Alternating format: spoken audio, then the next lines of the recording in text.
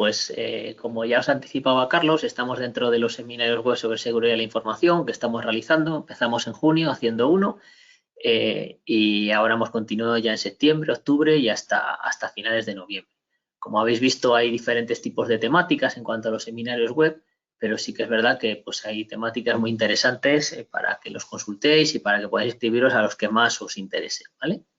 Hoy vamos a hablar de los peligros en Internet, protégete a ti mismo y a la información que manejas, ¿de acuerdo? Nos vamos a centrar mucho en la parte de Internet, del correo electrónico, de los navegadores web, etcétera, etcétera, y de todos esos peligros que podemos llegar a tener en Internet y también, por qué no decirlo, pues en la parte de malwares, etcétera, etcétera, ¿vale? Y sobre todo, pues lo que busco hoy es daros consejos fáciles, sencillos, con los que poder identificarlos y con los que poder protegeros de estos peligros de Internet, ¿vale? En cuanto al objetivo, pues lo que os decía ahí, conocer esas amenazas, tanto en el uso de Internet, servicios en la nube, correo electrónico, navegación, y también, pues en este caso, también está en el índice la parte de soportes de información y otras medidas a tener en cuenta. El índice. Vamos a empezar con la parte, digamos, un poco más amplia de amenazas de la navegación en Internet, correo electrónico, servicios en la nube, medidas de protección, que va a estar bastante intrínseco según vayamos hablando con esta parte de amenazas que vamos a tener. Buenas prácticas en el trabajo colaborativo que debemos conocer, cómo podemos colaborar tanto con personas de nuestra organización como con agentes externos, ¿no? Qué buenas prácticas debemos seguir para hacer este trabajo colaborativo dentro de la administración de la Comunidad de Castilla y León. La desinformación, que muchas veces no lo consideramos una amenaza en Internet y es una de las grandes amenazas que tenemos ahora mismo en Internet. Esos intentos de engaño, esos fake news, etcétera, etcétera, que nos hacen estar desinformados y por lo tanto son una amenaza importante que debemos de tener en cuenta. Las redes sociales y qué buenas prácticas debemos de seguir en el uso de las mismas, ¿de acuerdo? Los soportes de información, tanto digitales como físicos.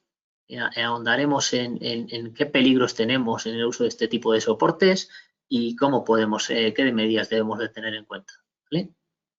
Prevención de fugas y daños de datos, perdón, y notificación de los incidentes de seguridad que debemos llevar a cabo si a pesar de todas las medidas que vamos a conocer, a pesar de conocer bien estas amenazas en Internet y en otros tipos de dispositivos, nos encontramos con un problema, cómo debemos de notificar ese incidente de seguridad, ¿vale? Que es una parte muy importante, ¿vale?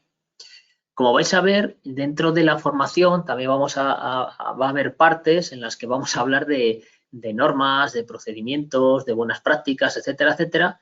Y es que sí que ya hay, digamos, un sistema, una gestión de la seguridad de la información dentro de la Administración de la Comunidad de Castilla y León que sigue pues, con ciertos documentos que debemos de conocer, que son normativas y que poco a poco también se han ido publicando en el boletín oficial y que tenemos que conocer, partiendo de la política de seguridad de la información y después avanzando pues, hacia otras normas o hacia otros procedimientos que también tenemos que conocer en cada caso, ¿vale? Eso si nos da tiempo vamos a ver un poco la estructura al final, pero porque lo conozcáis y porque por si lo encontráis, pues que sepáis qué tipo de normativas existen. Empezamos con las amenazas de navegación en Internet, el correo electrónico en la nube. Y bueno, pues ni que decir tiene, yo creo que todos los que asistimos a esta formación, a este seminario, a este webinar, pues si estamos aquí es gracias a Internet. Entonces, bueno, la llegada de Internet pues nos ha cambiado mucho, nos ha completado nuestra forma de trabajar, nos ha cambiado esa forma de trabajar y nuestra forma también de vivir, ¿no? Pero también nos ha traído pues nuevas amenazas o nuevos peligros, ¿no? Nos trajo nuevas amenazas, nuevos peligros que se van renovando y que se van ampliando, digámoslo así, ¿no? A medida que avanza también las tecnologías de la información, a medida que avanza Internet, pues tenemos nuevos peligros que debemos de tener en cuenta, ¿vale? ¿Qué amenazas puedo encontrarme cuando navego por Internet y cómo puedo protegerme de ellas, ¿no? En este bloque la intención es conocer todo esto, ¿vale?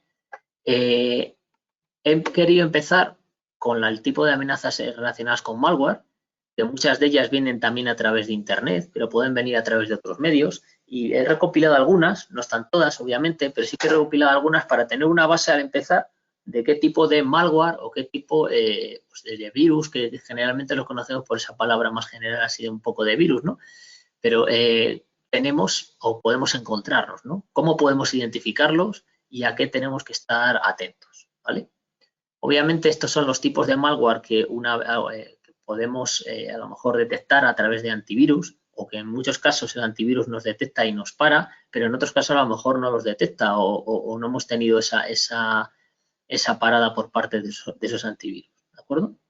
Entonces, lo principal, y no lo he mencionado mucho a lo largo de la formación, pero creo que es importante que lo tengamos en cuenta, es el tema del uso de los antivirus, ¿vale?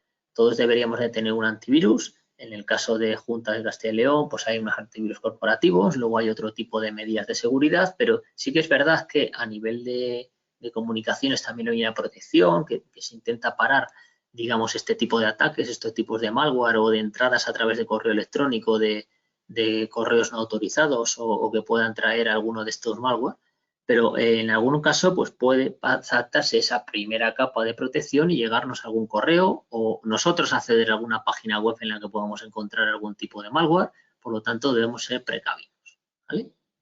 ¿Qué son cada uno de estos tipos de malware? Bueno, pues el más habitual que siempre conocemos desde hace ya bastante tiempo es el virus, ¿no? Que su objetivo pues es alterar el funcionamiento de nuestro dispositivo y que necesita la colaboración, digamos, del usuario por regla general para ejecutarlo. Suele ser un formato .exe o solía ser un formato habitual .exe, ¿vale? Y cuando se ejecuta ese fichero, pues toma el control y se propaga, pues dañándonos, digamos, nuestro dispositivo, ¿de acuerdo? Los gusanos, pues muy parecido al virus, ¿vale? El mismo objetivo que tiene el virus, pero no hace falta que se ejecute por parte del usuario ni modificar archivos para infectar el equipo, ¿vale? Tiene una particularidad que es la replicación en sí mismo, se expande pues, por las redes en las que estamos conectados, ¿de acuerdo? Y es muy difícil de detectar, ¿vale? Provoca pues que ciertas tareas se vuelvan muy lentas, es uno de los aspectos que siempre debemos de tener en cuenta. Si vemos que nuestro ordenador va muy lento o ejecuta ciertas tareas de una forma muy despacio, pues tendremos que mirar a ver si podría haber algún tipo de malware en nuestro dispositivo. Puede ser también por temas de antigüedad, puede ser porque estamos ejecutando muchas tareas a la vez, pero debemos de tener en cuenta que este tipo de malware pues también gastan recursos, ¿no?, de nuestros equipos. Otra forma también de detectarlo es que a lo mejor nos avisan usuarios, nos avisan compañeros que están recibiendo algún tipo de mensajes sin consentimiento por nuestra parte, etcétera, etcétera, ¿vale? Mucho cuidado con este tipo de cosas. Los troyanos, pues el origen, como bien sabéis, viene del famoso caballo de Troya, ¿no? Y son, pues bueno, archivos que se disfrazan de archivos legítimos, malware se disfraza de archivo legítimo y que se ejecutan, pues aprovecha esas vulnerabilidades de equipos y nos puede robar información, ¿de acuerdo? No se propaga por regla general a sí mismo y siempre debemos de tenerlo siempre muy en cuenta. Generalmente va disfrazado de algún tipo de archivo legítimo que sí que conocemos y cuando se ejecutan pues va aprovechando esas vulnerabilidades, ¿no? Importante también que tengamos en cuenta que a veces este tipo de malware pueden estar interrelacionados entre sí, ¿vale? Y hacer diferentes funciones. ¿Qué más podemos encontrar? El spyware, ¿vale?, cuyo objetivo es espiar y recopilar o recolectar información de los usuarios o de nuestra empresa sin autorización, ¿vale? Obviamente, al ser un espía, lo que busca es esconderse y recopilar esos datos, ¿de acuerdo? Las acciones que realizan mis equipos, qué es lo que tienen en el disco duro, contraseñas, historial del internet, etcétera, etcétera, para luego pues utilizar esta información, ¿vale? Adware, que digamos que no daña el equipo, pero nos invade de publicidad. Cada vez yo creo que es menos habitual, pero todavía se encuentra en algunos sitios, pues que a lo mejor estamos navegando y empiezan a aparecer pop-ups o ventanas emergentes, ¿no? Y muchas veces también se utiliza pues para recopilar información. Nos aparece una ventana emergente con algún aviso, como luego veremos, y nos pide pues cierta información para ser recopilada, ¿vale? O recolectar ese tipo de datos personales. Los botnets, ¿de acuerdo? Que también es cada vez más común y que debemos también tener en cuenta. son programas de software pues, que hacen operaciones de forma automática, ¿vale? Lo que se busca es generar granjas o una red de zombies o de botnets, de tal manera que, digamos, tiene una parte de creación, una parte de infección o expansión y otra parte de ataque, ¿no? Los cibercriminales lo que hacen es generar varios botnets, infectar varios equipos, varios dispositivos que están interconectados entre sí y luego lanzar, digamos, en muchos casos, ataques a distancia en un determinado momento, ¿no? Es lo que se busca. Entonces, muchas veces buscan a nuestro equipo, nuestro ordenador, sus recursos para ejercer como botnet y poder lanzar esos ataques, unido a otros muchos más, ¿vale? En este caso, ¿para qué se utilizan? Pues para el envío de spam, para propagar malware, para hacer ataques de denegación de servicios, es decir, imaginaos que quieren tirar abajo una página web pues a través de una red de botnets, si llevan a cabo solicitudes a esa página web, muchos botnets a la vez, pues pueden que la página no tenga recursos y se caiga, ¿no? Pues en este caso puede haber muchos otros tipos de ataques de denegación de servicio. Y también a veces para la criptominería, que ahora veremos. En cuanto a la parte de criptominería, cryptojacking, es otro tipo de ataque que también he querido reflejar, ¿vale? Seguro que muchos de vosotros, la mayoría de vosotros, ya habéis oído hablar del tema de las criptomonedas, que hay muchos tipos de ellas, ¿de acuerdo? Y que la gente invierte también en criptomonedas, es una forma alternativa, ¿de acuerdo? Pero sí que es verdad que las criptomonedas se generan a través de criptominería, o en muchos casos se generan a través de criptominería. No vamos a entrar en lo que es esa parte de criptominería, pero bueno, es la resolución, digamos, de diferentes tipos de problemas de Internet, etcétera, etcétera, o de aspectos matemáticos, que por lo cual nos generamos esta parte de criptomonedas, ¿no? Entonces, digamos que también se está utilizando esta parte de criptominería o esta parte de generación de criptominería, esos software que se utilizan para generar esas criptomonedas, que se necesita bastante procesamiento.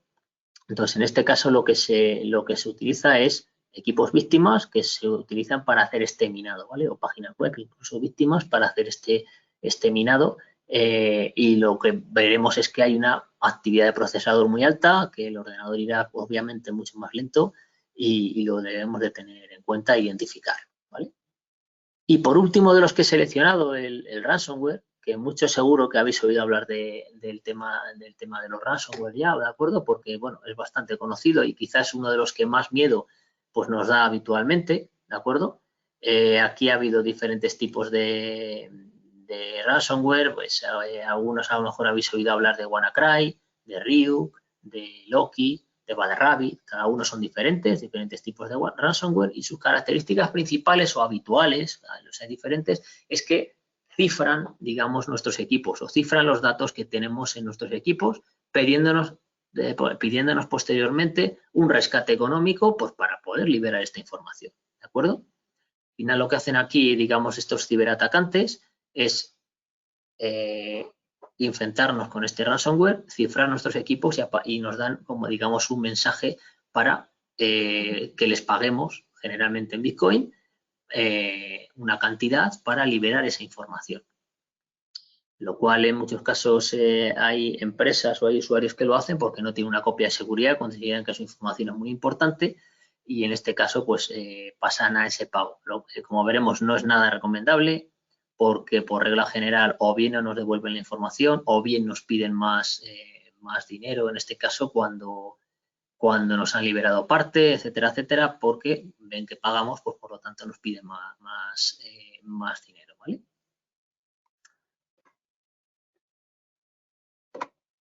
Aquí veis un ejemplo, digamos, de mensajes que suelen aparecer, ahí es un CryptoLocker, etcétera, etcétera, pues por ejemplo, de mensajes que nos aparecen donde nos dicen, pues, que nuestro sistema está encriptado, ¿de acuerdo? Y que para recuperar la clave de desencriptación, pues tenemos que pagar, en este caso ahí habla de $300 o 300 euros, ¿de acuerdo? Nos darán el método de pago, etcétera, etcétera, y nos ponen un plazo pues para meternos también esa prisa, ¿de acuerdo? En este otro ejemplo, como veis, pues es diferente, pero bueno, el objetivo o la forma de actuar, digamos que es muy similar o muy parecida, ¿vale? Entonces, es uno de los miedos grandes que tenemos, el tema del ransomware, y también tenemos que conocer cómo debemos de actuar, ¿vale? En este sentido, como veis aquí, Junta de Castilla y León y el Servicio de Seguridad e Información publica manuales de buenas prácticas y uno de ellos que está publicado es relacionado con el ransomware, ¿no? La principal medida que tenemos para protegernos de los ransomware son llevar a cabo copias de seguridad actualizadas, ¿vale? Si nos encriptan la información, si nos hacen un encriptado de los datos, pero tenemos una copia de seguridad actualizada, pues podremos recuperar esa información sin ceder a este chantaje, ¿no? O será de una forma más fácil que rehabilitemos nuestra información, ¿de acuerdo? Tenemos que tener siempre también mucho cuidado con los tipos de ficheros, con las extensiones para ver si algo se ejecuta, ficheros ejecutables que muchas veces están escondidos dentro de otros más documentos ofimáticos, un Word, etcétera, etcétera, pero que tenemos que ver bien cuál es esa extensión porque puede ser un ataque de ransomware, ¿de acuerdo? Mucho cuidado también con las macros en documentos ofimáticos, con los enlaces sospechosos. Me estoy adelantando ya información, digamos, de más adelante en cuanto a correo electrónico, pero de adjuntos, de correos, de phishing, que ahora veremos lo que conlleva.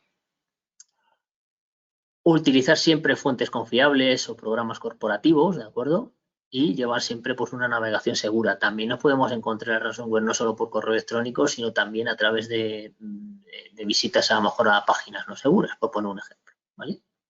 En muchos casos será el antivirus el que nos proteja de, como hemos visto, de estos ransomware o herramientas como veis ahí de Microclaudia que nos protegen, ¿vale? Y que están instaladas en los puestos de usuarios, pero en algunos casos a lo mejor puede que no nos protejan directamente, ¿vale?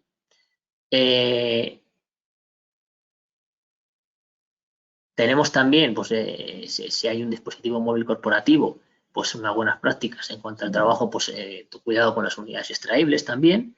Y una de las cosas que tenemos que tener en cuenta si en un momento dado nos damos cuenta de que nuestro disco duro se está encriptando, que estamos ante un ataque de ransomware, ¿de acuerdo? Y se están cifrando ficheros, es desconectar rápidamente nuestro puesto de usuario de la red corporativa, ¿vale? ¿Para qué? Pues para evitar que ese ransomware se propague a esas unidades de red o a otros puestos y que el ataque vaya a más, ¿vale? Entonces, cuanto antes deberemos de desconectar nuestro equipo de la red corporativa y en este caso, pues intentar evitar esa propagación de ransomware, ¿vale? Obviamente habrá que hacer una solicitud de petición al CAU y asista, como luego veremos también, ¿vale? Entonces, me he profundizado en este porque digamos que es uno de los que más nos preocupa en el tema del ransomware, ¿de acuerdo? Y que siempre debemos de tener en cuenta, ¿no? Por el tipo de malware en el que estamos, ¿no? Otro tipo de amenazas, pues los keyloggers, ¿de acuerdo? Que también son, digamos, otro tipo podemos considerarlos también malware, porque se encargan de obtener y memorizar pulsaciones del teclado, ¿no? Entonces consiguen espiarnos, digamos que también es una forma de espía de forma remota y así, pues en algunos casos consiguen contraseñas de usuarios pues, de servicios en Internet, por poner un ejemplo. Y los hijacks o secuestradores, ¿vale? Pues que la forma de secuestrar a otro programa para usar derechos, modificar el comportamiento, ¿vale? Pues ataques a navegadores de página web, redireccionando a páginas sin que el usuario lo sepa. Ahí, pues, por ejemplo, los administradores de páginas web tienen que estar siempre bastante atentos. Luego veremos cómo se llega o qué aspectos debemos de tener en cuenta en este sentido. ¿Y cómo llegan a estas amenazas? Claro, hemos visto ciertas amenazas o ciertos malware, ¿de acuerdo? Que podemos encontrarnos, que nos pueden llegar al correo electrónico, que nos pueden llegar en archivos, que podemos encontrar navegando por Internet, ¿de acuerdo? Pero claro, ¿cómo nos llega esto a nuestros equipos, ¿no? Pues en algunos casos van a llegar a través de una navegación por Internet que podemos encontrar, o en otros casos va a ser por un correo electrónico y en muchas ocasiones, ¿de acuerdo? Pues va a ser pues eso, por una navegación en Internet, por el acceso a un determinado sitio web que incluso a lo mejor se hace pasar por uno legítimo y que nosotros no identificamos, ¿de acuerdo? O a través de correos electrónicos que pueden entrar en nuestra bandeja de entrada y que a lo mejor no han sido parados por el sistema antivirus, ¿no? Entonces, en este caso, vamos a conocer lo que es la ingeniería social, ¿vale? ¿Qué es la ingeniería social? Pues son un conjunto de técnicas cada vez más depuradas, ¿de acuerdo? Que usan los cibercriminales pues, para engañar a los usuarios incautos y que les envíen datos confidenciales o instalar un malware determinado de los que hemos visto antes porque nos mandan un archivo y lo instalamos, ¿de acuerdo? O abrir enlaces que nos redireccionan a sitios infectados o nos llevan a un sitio en el que nos piden información para acceder, ¿de acuerdo? Entonces, la ingeniería social cada vez se ha depurado más. Antes era, digamos, entre comillas, fácilmente identificable porque, bueno, pues a lo mejor venía por fuentes que no teníamos, que no eran remitentes autorizados, ¿de acuerdo? Y además, pues encontrábamos faltas de ortografía o encontrábamos un aspecto que no era muy amigable, pero ahora cada vez se ha mejorado más, como vamos a ver, ¿de acuerdo? Entonces, ahora nos va a llegar por diferentes medios, por correo electrónico, por página web de internet, por SMS o incluso por una llamada falsa a nuestro propio teléfono, ¿no? Que nos van a intentar hacer ese tipo de engaño, ¿de acuerdo? ¿Qué es lo que se busca? Pues busca engañar al usuario, ¿vale? En muchas cosas, en muchos aspectos, utilizando técnicas como el spoofing o haciéndose pasar por usuarios o por empresas que creemos que conocemos y que están detrás y nos hacen tomar esa confianza de tal manera que creemos que con quien estamos contactando o quien está contactando con nosotros es una de esas empresas autorizadas o un contacto que nosotros tenemos, ¿vale? Y lo que busca es que instalemos pues, un determinado software o introduzcamos unos determinados datos, ¿no? ¿Qué tipos de ataques de ingeniería social tenemos? ¿De acuerdo? ¿Y cómo podemos prevenirlos? Pues bueno, la primera prevención es el conocimiento de la educación, ¿vale? Yo siempre lo digo, tanto para esto como para muchas cosas, ¿no? Pero el conocer qué es la ingeniería social, qué tipos de ataques de ingeniería social podemos encontrarnos, etcétera, etcétera, e identificarlos, pues es importante. Y si os digo la verdad, si de este seminario salís con ese chip, como yo le llamo, de, uy, he recibido este mail, es extraño, no sé, no es lo que yo solicitaba, o este usuario habitualmente no me pide esto, etcétera, etcétera. Es decir, que tengáis, digamos, esa facilidad para identificar este tipo de ataques, pues habremos conseguido un objetivo muy importante, ¿vale? En cuanto a tipos de ataques de ingeniería social, pues hay muchos y muy diferentes. Vamos a ver algunos, ¿vale? Quizá el más conocido es el phishing, ¿no? Comunicaciones disfrazadas de una fuente de confianza, ¿de acuerdo? Pues que están diseñadas para engañar a víctimas, conseguir información personal, contraseñas, financieras, etcétera, etcétera, o para instalar malware, ¿vale? ¿Qué es lo que se utiliza en este caso? Pues hacen una suplantación de identidad de algún tipo de organización y nos puede llegar pues, por correo electrónico, por SMS, por llamada telefónica, etcétera, etcétera. ¿Vale? Ahí tenéis dos ejemplos. Pues imaginaos un correo electrónico de Netflix, de la plataforma de series y de películas, ¿de acuerdo? Que nos indica pues que falta ahí una parte de actualizar el pago, etcétera, etcétera, ¿no? Pues ahí nos pide ciertos datos como nombre, apellido, seguramente si seguimos esa parte de confirmación a lo mejor nos pide un número de cuenta para el pago, entonces ahí si caemos en esa trampa pues estamos ante un problema, ¿no? O en el caso, por ejemplo, se hace pasar ahí también por una cuenta de Microsoft, ¿de acuerdo? Este es muy habitual, el hacerse pasar por el falso soporte de Microsoft e incluso, seguramente a muchos ya lo hayáis oído hablar, las llamadas del falso soporte de Microsoft, ¿no? Alguien que nos llama por teléfono y que se hace pasar por un falso soporte de Microsoft nos indica que nuestro ordenador está infectado y que le tenemos que dar acceso por una aplicación externa, etcétera, etcétera, ¿no? Bueno, al final pues todo se va depurando y en este caso, pues como veis el ejemplo que veis ahí, por correo electrónico, pues nos piden el pinchar en un determinado dato, ¿no? Como veis, pocas son las grandes empresas y organizaciones que se libran de ser suplantadas, digamos, y de estos ataques de phishing, ¿vale? Culpa de ellas ninguna, diría yo, ¿de acuerdo? Porque en estos casos, pues al final se están suplantando, digamos, la identidad de estas empresas, son víctimas igual que nosotros si llevamos a cabo esto. Un Amazon, un Correos, como por ejemplo, como veis ahí, pues que nos llega un paquete y nos dice que hagamos clic porque si no va a caducar y tenemos que confirmar el pago, ¿de acuerdo? Una parte de acceso a Apple que nos dice que se ha desactivado temporalmente, por ejemplo, que tenemos que comprobar y nos pedirá luego más datos, ¿de acuerdo? Entonces, ante este tipo de ataques, sobre todo por correo electrónico, debemos siempre estar muy atentos a, en primer lugar, el remitente del correo electrónico, ¿de acuerdo? Si os dais cuenta ahí arriba, pues ahí veis que pone agencia tributaria, en el último que veis ahí, y además vemos que el correo electrónico no es como tal el de agencia tributaria, ¿de acuerdo? También otra de los consejos que os doy es que estemos muy atentos a yo he pedido realmente un paquete. A mí, generalmente, agencia tributaria me contacta por correo electrónico o este otro tipo de organismo, etcétera, etcétera, ¿vale? Y al tipo de mensaje que nos pide. Siempre que hay una urgencia, siempre que nos dice que ha ocurrido algo, etcétera, etcétera, intentan que cuanto antes pues solucionemos ese problema o nos metan prisa para solucionar ese problema, ¿vale? Entonces, siempre muy atento a ese tipo de engaño o a ese tipo de ingeniería social, ¿vale?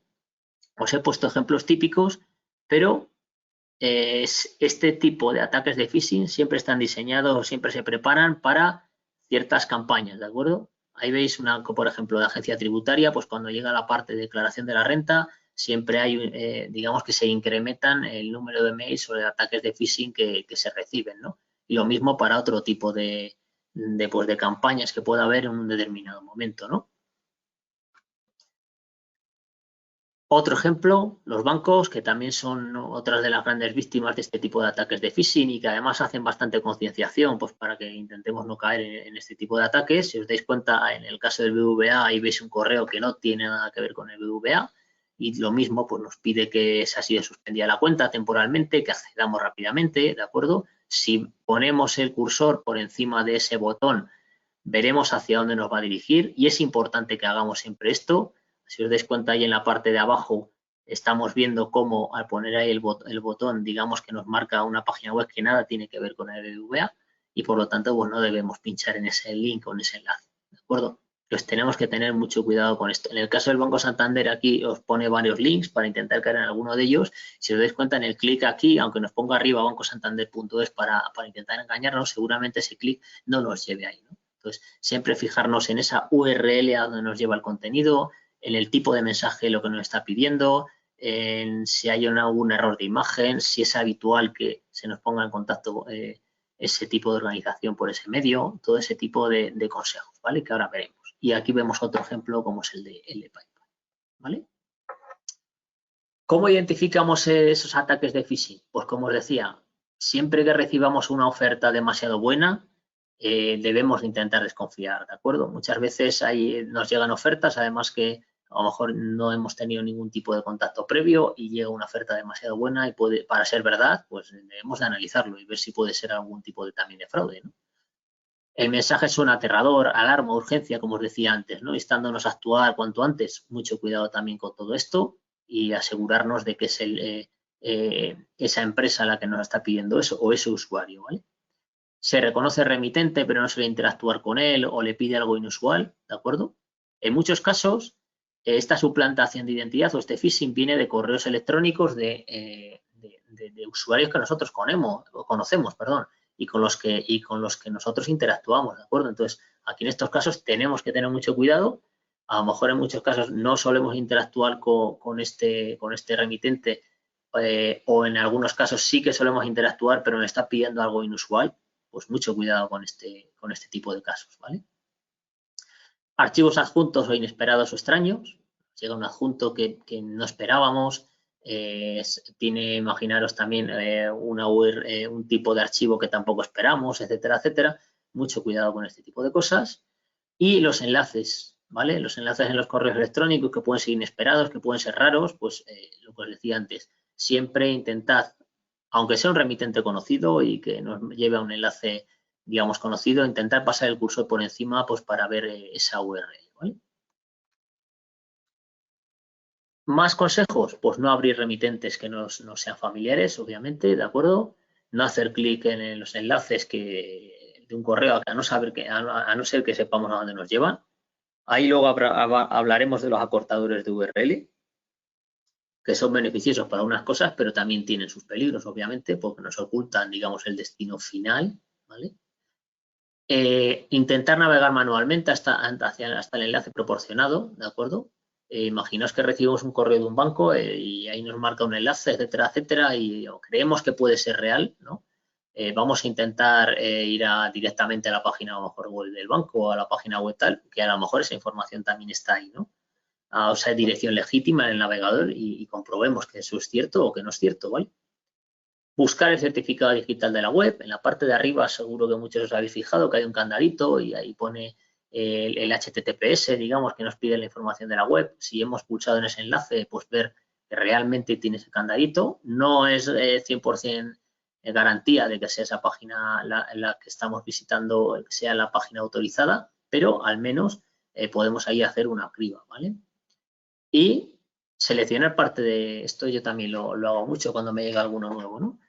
Seleccionar parte del mail, buscarlo en un motor de búsqueda, en Google, por ejemplo, y ver si hay ataques parecidos.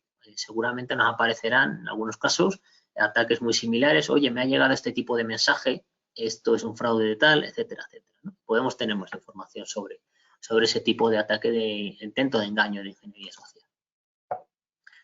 Aparte del phishing, digamos que esto todo ha ido avanzando, ¿no?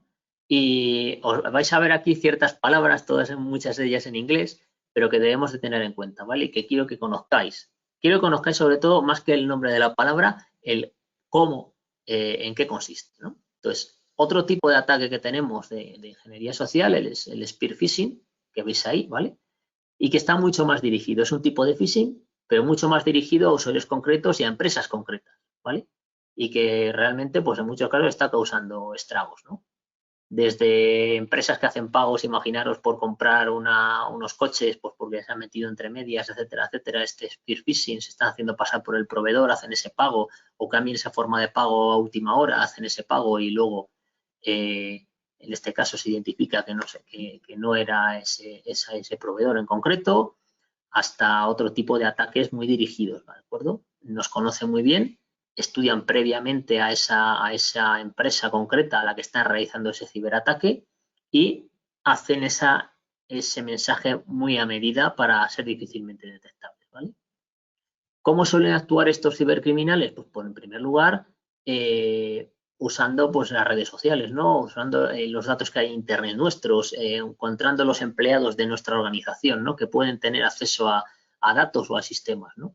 Hacen un seguimiento también de ese usuario, digamos, víctima que quieren atacar, cuáles son sus costumbres, qué es lo que hace por internet, etcétera, etcétera, qué otros empleados o qué otras personas tiene de contactos, ¿vale?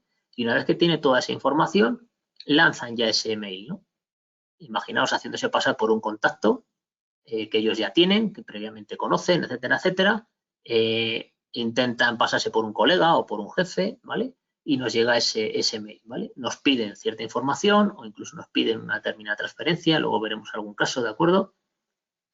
Y si esto pasa, ese filtro, digamos, de spam, pues a lo mejor abrimos ese archivo y caemos en esa trampa de spear phishing, ¿vale?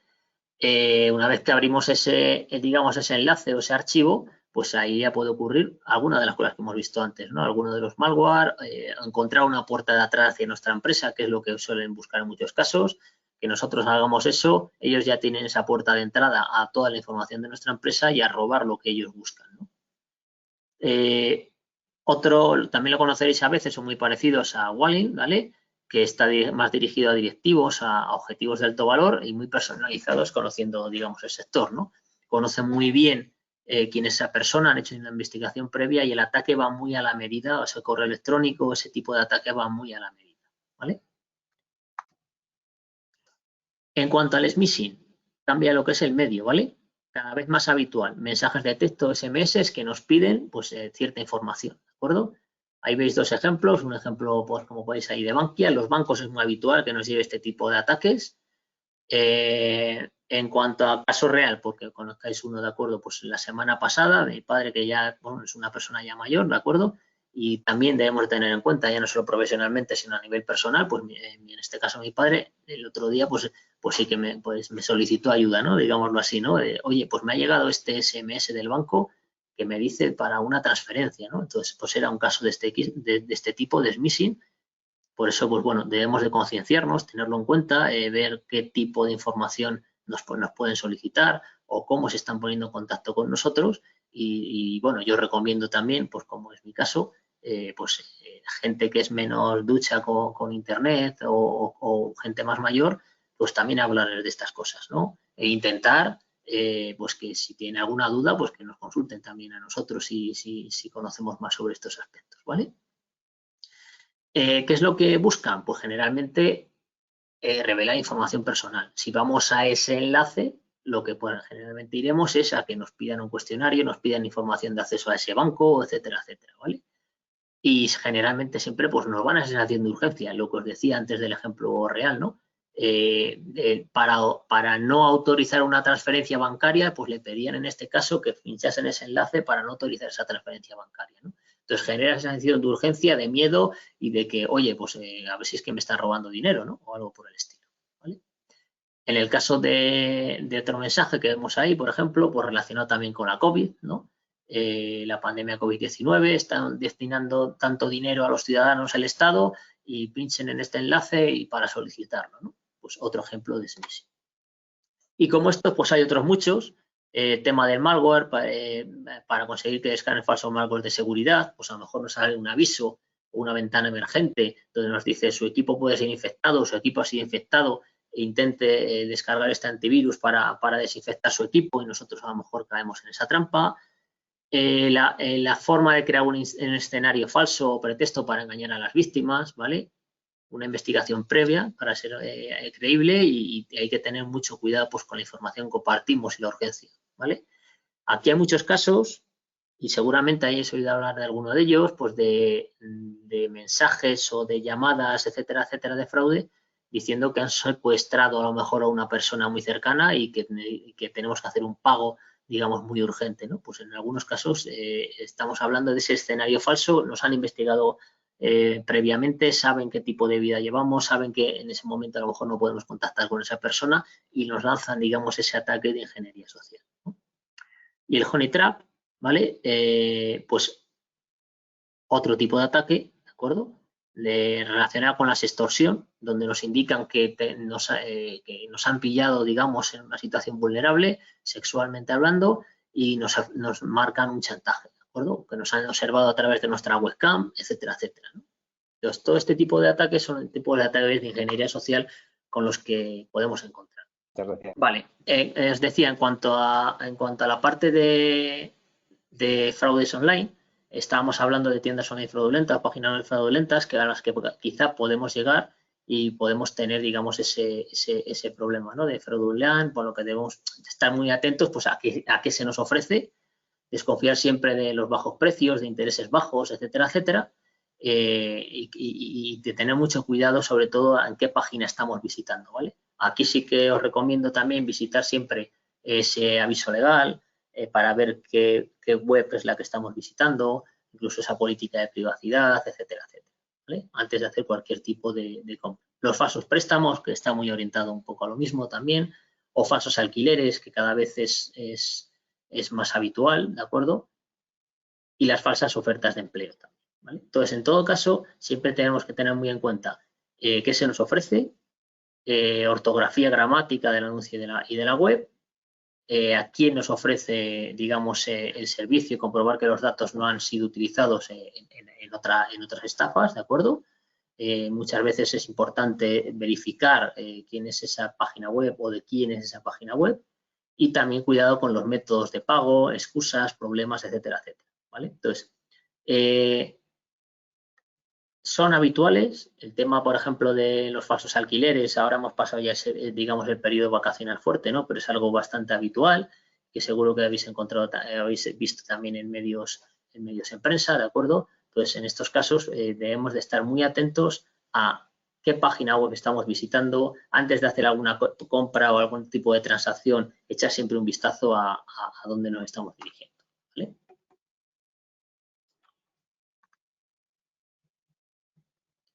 ¿Qué otro tipo de fraude tenemos también habitual, el fraude online? El falso soporte técnico, ¿vale?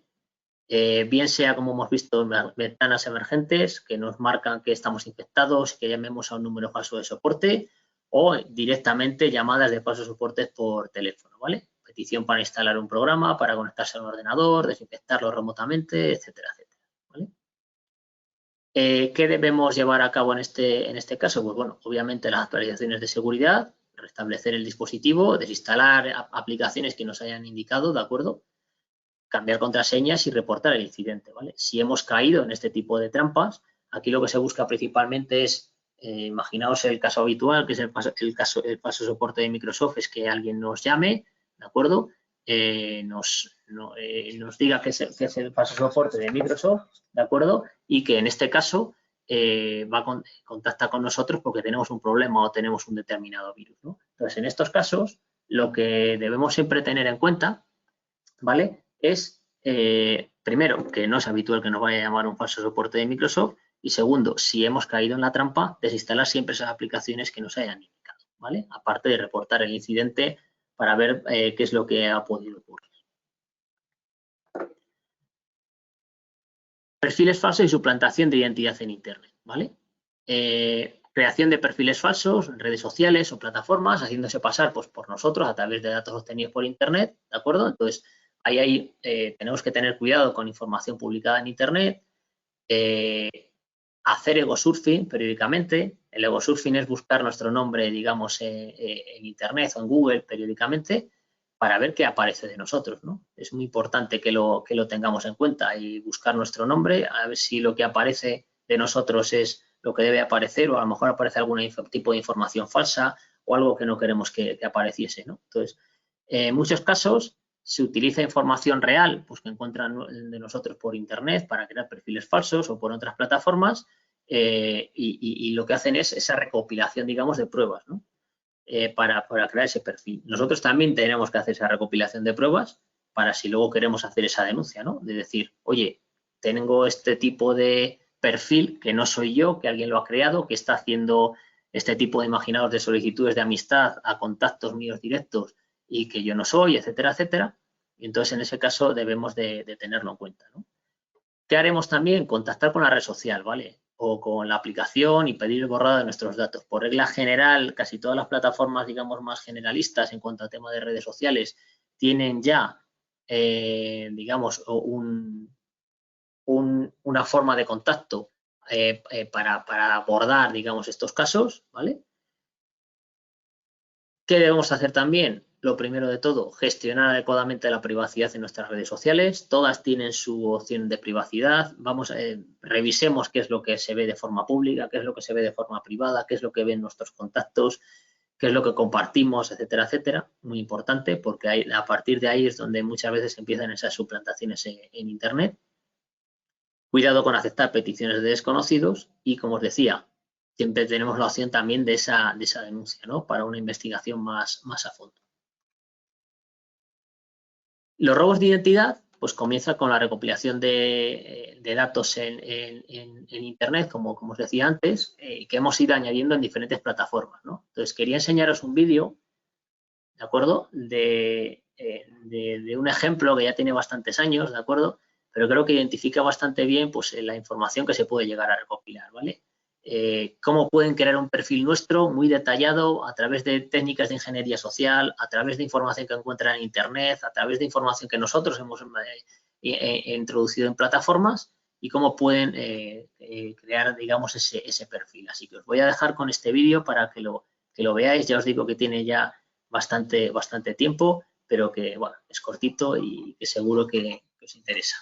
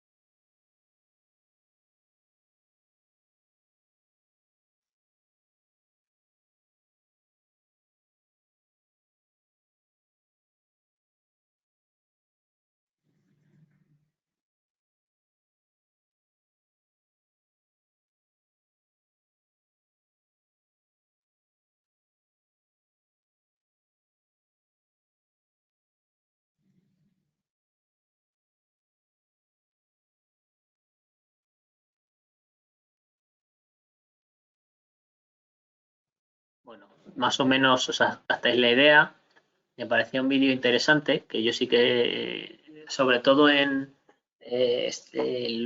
cuando he dado formaciones, digamos, pues también a niños, adolescentes, es importante también que tengan en cuenta todo este tipo de cosas y que tengan cuidado con la información que suben a Internet. Pero ya no solo los niños o los adolescentes, sino también nosotros, ¿no? Que en muchos casos subimos mucha información y que a través de recopilación de todo ese tipo de información, pues se puede llegar a crear unos perfiles con los que acceder a otro tipo de información más relevante, ¿no? Entonces, mucho cuidado con este tipo de robos y de suplantación de identidad, ¿no?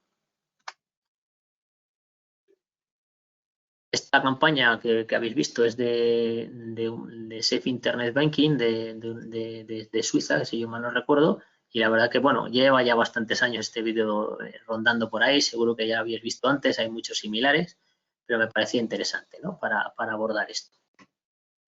¿Qué buenas prácticas tenemos en cuanto a para evitar esta suplantación de identidad? ¿Vale? Bueno, en primer lugar, pues prevenir, ¿de acuerdo?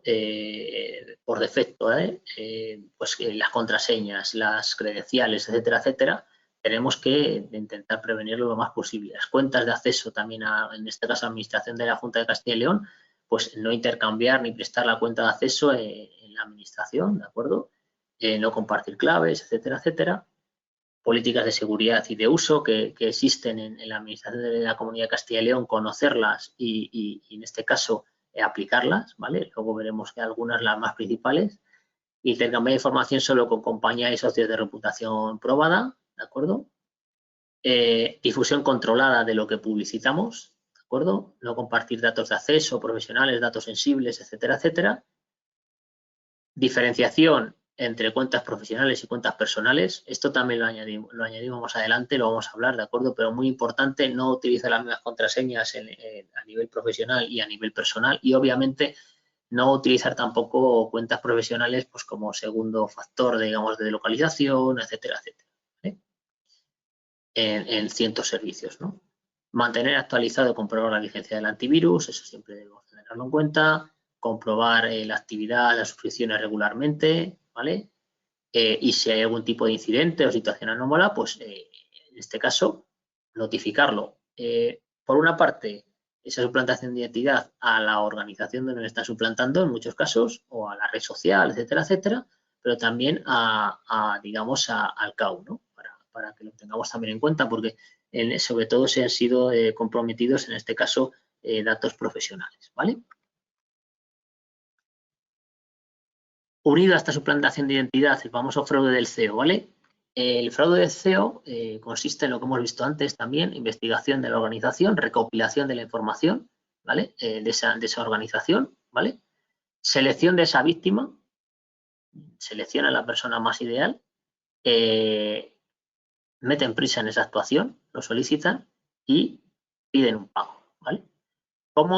¿Qué ejemplos tenemos de este fraude del CEO? Pues bueno, de esta investigación previa de la organización, por regla general, y aquí ha habido, digamos, este fraude, ha habido tanto a empresas privadas como a empresas públicas, etcétera, etcétera. Por regla general, hay una investigación previa, pues de redes sociales, de portales públicos, a través de correos maliciosos a lo mejor, y ya se han internado en nuestra red interna y ya saben mucha información, ¿vale? Entonces, suplantar al proveedor, etcétera, etcétera. Y lo que se busca con esto es la parte de intentar ordenar unos pagos, ¿no? Entonces, si ellos saben que esa persona responsable de los pagos, imaginaros, va a salir en un vuelo porque han entrado en nuestra red o lo han investigado, va a salir en un vuelo hacia cierto país, aprovechan a lo mejor justo esa salida del vuelo o esas horas para enviar ese mensaje, digamos, de urgencia, ¿no? Hay que hacer este pago a este proveedor urgentemente, te paso el mail con los datos de pago. Entonces, en ese momento, esa persona a quien están dando, digamos, esa orden, que no es urgencia, con el mensaje trampa, ¿de acuerdo? Pues le entran esas prisas, ¿de acuerdo? Y además que es algo importante porque si no, no se puede cerrar un negocio o alguna cosa que pueda ocurrir y para que se lleve a cabo el pago urgentemente, ¿no? Entonces, en este caso, lo que se busca muchas veces también es esa modificación de la cuenta bancaria y conseguir que se consiga hacer el pago rápidamente, ¿vale? Entonces, algo que siempre debemos tener en cuenta, Mucha gente cuando les hablamos del fraude del CEO siempre se van a empresas privadas, pero también ha ocurrido en empresas públicas, ¿de acuerdo? Entonces tenemos que tenerlo también en cuenta, ¿vale? El fraude del SEO es diferente al fraude del CEO, ¿vale? Que os dais cuenta, cambia la primera letra, ¿vale?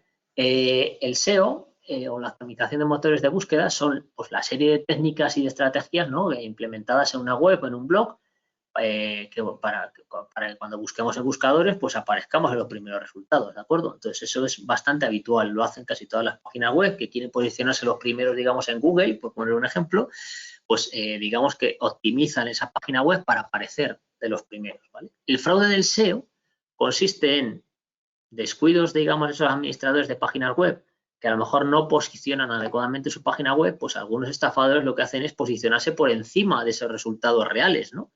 Entonces, si yo busco esa página de esa empresa y yo me voy al primer resultado, a lo mejor puedo entrar en un determinado fraude, ¿eh? O se posicionan en un determinado, en las primeras páginas, pues para no el primero, pero de los primeros y ahí tenemos que estar muy atentos, ¿vale? Entonces, nosotros siempre a buscar también como usuarios tenemos que estar muy atentos a qué sitio web visitamos, a la URL, que realmente es la página web auténtica, y si somos administradores de páginas web, pues hay que tener en cuenta y posicionar bien pues esas páginas web, ¿vale? Para evitar ser sobrepasados por otras o que usuarios entren en estas y puedan ser estafados, ¿de acuerdo? Entonces, eso siempre tenemos que tenerlo en cuenta, ¿vale? Es más habitual de lo que creemos el tema de lo del fraude del SEO, que como os digo es el posicionamiento o el que a nosotros buscar en Google aparezca, digamos, en un lugar destacado una página que es realmente un fraude. ¿Os suenan los QR? Como, bueno, lo que veis ahí muy parecido, ¿de acuerdo? El QRising, que se llama ahora también, ¿vale?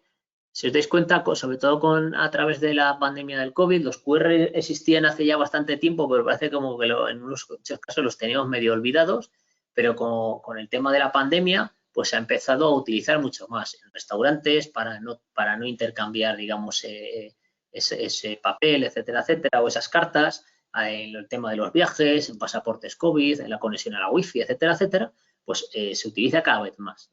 Esto los ciberdelincuentes también lo saben y lo que hacen es combinar estos códigos QR pues, con el phishing, ¿no? Hacerse pasar por un QR, imaginaos, de un restaurante o de un determinado pasaporte COVID, etcétera, etcétera, con el fin de pasarse, suplantar la identidad de una página web y solicitarnos información. ¿Vale?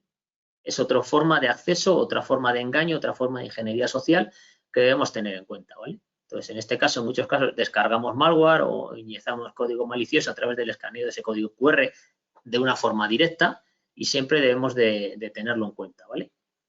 Capturan nuestras credenciales y la sesión víctima y se puede acceder a esa información, ¿vale? El QRL jaking que se llama, ¿de acuerdo?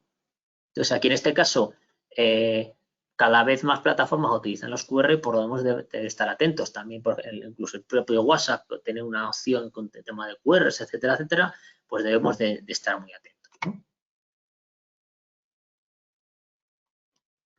¿Cómo podemos evitar el QRising? O al menos estar atentos a esta parte de los QR, pues comprobar la voz a la que dirige el código QR. Ya sabéis que el código QR lo escaneamos con nuestro teléfono móvil habitualmente y hay diferentes tipos de aplicaciones. Algunas nos permiten consultar a qué URL nos dirigimos, otras no. Buscar alguna que nos permita consultar la URL destino o nos aparezca esa URL destino, ¿vale? Deshabilitar la apertura automática de enlaces al escanear el código QR son buenas prácticas, de tal manera, pues eso, veamos antes la URL a dónde nos va a dirigir, ¿vale? Atentos a qué nos facilita ese código QR, ¿vale? A qué nos ayuda, etcétera, etcétera. En algunos casos a lo mejor es sustituido en un determinado lugar, pero en otros casos a lo mejor nos lo encontramos por la calle o nos lo encontramos en una determinada web, en un determinado servicio. ¿Qué es lo que nos va a ayudar ese código QR? Mucho cuidado, ¿no? Con lo que nos ofrece. Como negocio que seamos, a lo mejor tenemos códigos QR, etcétera, etcétera, tanto, ya os digo que se ha empezado a utilizar cada vez más, ¿no? Tanto en restaurantes como también, imaginaos, en una administración pública, museos, etcétera, etcétera, se utilizan mucho los códigos QR. Entonces, como negocio o como administración pública o como responsable de esos códigos QR que utilizamos, debemos de echar un vistazo periódicamente a que no han sido modificados, ¿vale? Que no ha llegado alguien y ha alterado ese código QR, ¿vale? y utilizar un generador de códigos pues con la suficiente seguridad, ¿vale? Acortadores. Me imagino que muchos de vosotros sí que habéis oído hablar de los acortadores de URL o los habréis visto, ¿vale? En vez de poner todo en la URL original, como esta que veis aquí, pues nos aparece una URL acortada, ¿de acuerdo? Que lo que busca es pues que tengamos para poder compartir en ciertas plataformas, en ciertas redes sociales donde los caracteres cuentan, como es el caso, pues, imaginaos, de Twitter en su momento, pues se reemplazaba y nos pasan esa URL acortada, ¿vale? Entonces, en este caso, ¿qué problema tenemos aquí? Pues que en muchos casos, al no ver la URL destino en la primera parte, sino que vamos a esa URL acortada y luego nos redirecciona, pues en este caso vamos a un lugar al que no esperábamos, ¿vale? Entonces, e intentan, pues digamos, ese fraude. ¿Cómo podemos, en este caso, intentar evitar este tipo de fraude, ¿no? Pues fijarnos bien en la fuente del mensaje, donde viene el enlace acortado. Ya os digo que es muy habitual, cada vez lo utiliza más gente o lo utiliza mucha gente, ¿no? Pero ¿de dónde viene ese mensaje? Si tenéis la posibilidad de utilizar, ahí tenéis un ejemplo que es el link info, ver hacia dónde va ese sitio original, esa plataforma que veis ahí, si yo introduzco el link acortado, me indica hacia dónde me voy a redirigir en la URL, digamos, final, ¿vale? Digamos que son analizadores online, o incluso los propios antivirus también tienen a veces este tipo de analizadores online, ¿vale? También existen complementos en navegadores que nos permiten conocer direcciones originales de enlaces acortados, pues podemos echar un vistazo, dependiendo de qué navegador utilicemos, buscar uno que sea además un complemento, digamos, seguro y de calidad, y abrirlo en un entorno seguro, en el que no tengamos otras cuentas abiertas, ¿no? A lo mejor si nos llega un enlace acortado y dice, en vez de abrirlo aquí, lo voy a abrir en otro entorno donde tenga menos acceso a otro tipo de cuentas que a lo mejor puedo tener en ese mismo navegador asociadas, ¿vale? Entonces, también atentos con los acortadores URL. Como veis, no todo llega a través del correo, no todo llega a través de esa navegación web, sino que también estamos localizando ataques como pueden ser los de los códigos QR o los de las acortadores URLs, que también son habituales. Normas de navegación web, ¿vale? Importante, estas son reglas que también están dadas por la Administración de la Comunidad de Castilla y León, ¿vale? Una vez conocidas todas esas amenazas, o parte de las amenazas, porque obviamente hay muchas más, pues debemos de tener en cuenta algunas normas de navegación, diferentes perfiles de navegación web, ¿vale? Teniendo acceso a usuarios de destinos concretos, requiriendo autorización el resto, etcétera, etcétera, pues ver un poco si tenemos diferentes tipos de perfiles para poder navegar, o a lo mejor un perfil para todo tema profesional, otro más para aspectos personales, etcétera, etcétera, que lo tengamos siempre en cuenta, ¿vale? Habrá destinos no autorizados, obviamente, por considerarse peligrosos o no relacionados con la administración. La propia Administración de la Comunidad de Castilla y León tendrá, digamos, su lista negra de destinos que no van a estar autorizados, ¿vale? Se podrá acceder a navegación web con riesgos de seguridad en un momento dado porque vemos que puede haber algún tipo de problema, etcétera, etcétera, pues para continuar la prestación de servicios públicos y para ver la integridad se podrá ver esa navegación a lo mejor web, una monitorización, ¿vale? Mucho cuidado con las redes wifi abiertas, no olvidar cerrar la sesión cuando se ha entrado en un sitio que nos ha requerido un registro, ¿vale? Siempre es recomendable cerrar esa sesión y evitar el guardar contraseñas en el navegador, ¿vale? Sí que es cierto que las opciones de guardar contraseñas en el navegador cada vez van tomando mayor seguridad, pero sí que es verdad que no es tan recomendable. Existen diferentes tipos de herramientas también que nos guardan las contraseñas. Pues seguro que algunos habéis oído hablar de LastPass, por ejemplo, y ahí os he puesto yo una que digamos es la más recomendada en Junta de Castilla y León, que es KeePass, recomendada porque digamos no tiene una forma online, tiene sus pros y sus contras, por esto, claro, pero sí que es un programa que se puede instalar en local donde añadir todas nuestras contraseñas, ¿vale? Como os digo, hay diferentes tipos de administradores de contraseñas que las almacenan de una forma segura, con cifrado, etcétera, etcétera, pero que tampoco están exentos, como sabemos todos, pues de recibir ellos mismos de recibir un propio ciberataque, ¿no? Entonces, aquí en este caso, evitar guardarlas en el navegador, evitar obviamente apuntarlas en lugares donde puedan ser accesibles, ¿de acuerdo? E intentar a lo mejor familiarizarnos cada vez más con herramientas de este tipo de administración de contraseñas, que las guardan de una forma más segura, a lo mejor mediante logaritmos de cifrado y en este caso, pues una de las más recomendables es Keepass, que digamos va más en local y que nos va a dar una contraseña maestra, ¿de acuerdo? A través de la cual vamos a acceder al resto de, digamos, de contraseñas que están almacenadas de una forma cifrada, ¿vale?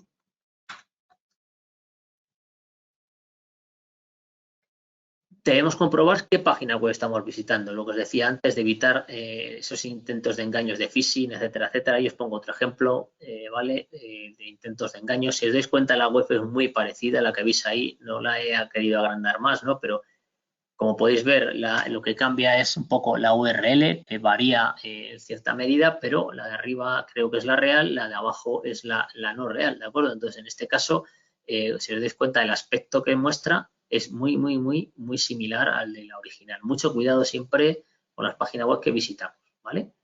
Navegador actualizado, también tienen actualización de los navegadores, no se nos debe olvidar esto, ¿vale? Entonces debemos intentar actualizarlo para evitar explotar de sitios web, fijarnos siempre en la URL, que sea HTTPS, revisar periódicamente plugins, extensiones, seguridad del navegador y mucho cuidado con los complementos y extensiones. No está recomendado el instalar complementos y extensiones en los navegadores, pero en caso de ser necesario, asegurarnos de que son de fuentes oficiales, ¿vale? Y deshabilitar aquellas que sean más sospechosos. Existen complementos a los navegadores que nos hacen la vida más fácil y que nos ayudan, pero tenemos que tener en cuenta cuáles son los que realmente necesitamos y cuáles debemos habilitar o deshabilitar, ¿vale? Cuando se requiere autenticación de acceso o priorizar certificados electrónicos en vez del usuario y contraseña, cada vez tendemos más a esa parte de certificado electrónico para autenticarnos, sobre todo para hacer ciertos trámites, y en este caso pues es mucho más seguro, ¿vale? Cerrar la sesión al finalizar el trabajo, pues es otra de las normas, obviamente, de esa navegación. ¿Qué más tenemos? Pues en este caso, ahí veis NOR 1220, es uno de los tipos de nombrado que se tiene para las normas que existen en la Administración de la Comunidad de Castilla y León. Y en este caso hay una norma relacionada con la seguridad de las comunicaciones que nos habla de la protección de la navegación web, ¿vale? El acceso de usuarios internos a navegación por Internet se protegerá frente a amenazas que les son propias. Podrán definirse diferentes tipos de perfiles de navegación, también dentro de la Junta de Castilla y León. No todos van a tener el mismo acceso a unos destinos concretos y bueno, pues el acceso a ciertos sitios pues a lo mejor va a requerir o requerirá obviamente de una autorización previa, ¿vale? Y como os decía, habrá destinos no autorizados en este caso, ¿vale? Respetando el derecho a intimidad se podrá llevar a cabo una monitorización, lo que hemos visto antes, ¿vale? Y se formará o concienciará a los empleados, ¿vale? En la navegación segura. Porque veis también cómo ya hay ciertas normas, hay ciertas buenas prácticas ya definidas que tenemos que conocer, ¿no? Y en cuanto al correo electrónico, ¿qué amenazas tenemos? Algunas ya las hemos visto, ¿de acuerdo? Estábamos hablando del phishing, estamos hablando de ciertos ataques por correo electrónico, ciertos tal, que ya nos aparecen ahí, ¿no? Hemos visto muchas de las que nos pueden aparecer y cuya fuente de entrada en muchos casos es el correo electrónico, ¿vale?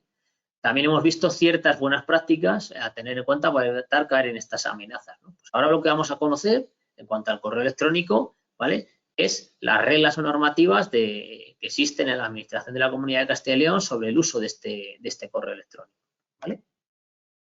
Aquí en este caso partimos de otra norma, como veis, la 1110, que es una norma general de condiciones de uso, que yo recomiendo que busquéis y que deberíais de conocer todos. Y yo me he centrado únicamente en el punto 12, que es el uso del correo corporativo, ¿vale? ¿Qué se nos habla? Pues que las unidades competentes para prestación de servicios corporativos de comunicaciones suministrará a todo usuario una dirección individual de correo electrónico asociada a su cuenta de usuario. Cada uno tendremos nuestra propia cuenta, ¿vale? Y cada usuario deberá revisar o ser responsable de esas actividades realizadas en esas cuentas de correo electrónico, ¿vale? Únicamente utilizaremos clientes de correo electrónico autorizados por Administración de la Comunidad de Castilla y León, ¿vale? No se debe hacer uso inadecuado o no se debe abstener de enviar mensajes masivos, obviamente. No debemos, obviamente, nosotros hacer spam o ficheros de gran tamaño, no debemos de compartirles por correo electrónico, ¿vale? Y no está autorizado el envío de correos que contengan información con datos sensibles o confidenciales sin proteger, ¿vale? Y por supuesto, dentro de esta parte, En caso de que sea necesario el envío de información y el usuario no tenga conocimiento necesario, pues habrá que ponerse en contacto con el CAO, ¿vale? Entonces, si os dais cuenta, hay varias normas, digamos, muy básicas, que vamos a tener una dirección individual de correo, que habrá clientes de correo autorizados, que son los que tengamos que utilizar, que no debemos hacer un envío de mensajes masivos o de envío de mensajes con gran tamaño, ¿de acuerdo? Entonces, siempre eso debemos de tenerlo en cuenta. Y, por supuesto, mucho cuidado con la información que transmitimos. Datos sensibles, datos confidenciales o sin proteger, mucho cuidado con ese tipo de información. ¿Vale? Más normas que nos marcan estas condiciones de uso.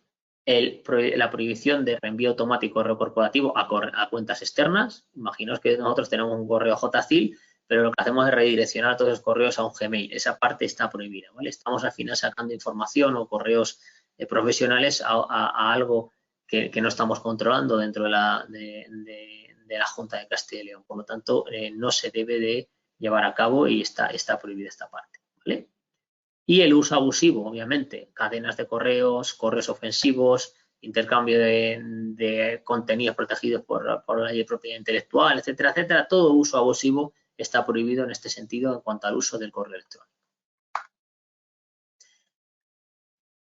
¿Qué nos marca la seguridad de las comunicaciones, esta norma? Pues en la protección del correo electrónico también nos marca, ¿de acuerdo? Pues que tendrá que haber una protección, como es el antivirus contra spam, phishing, adjuntos maliciosos, etcétera, etcétera. Se podrá limitar el envío y recepción de correos en base a detección de patrones anormales de comportamiento. Esa es la parte de monitorización que hablábamos antes.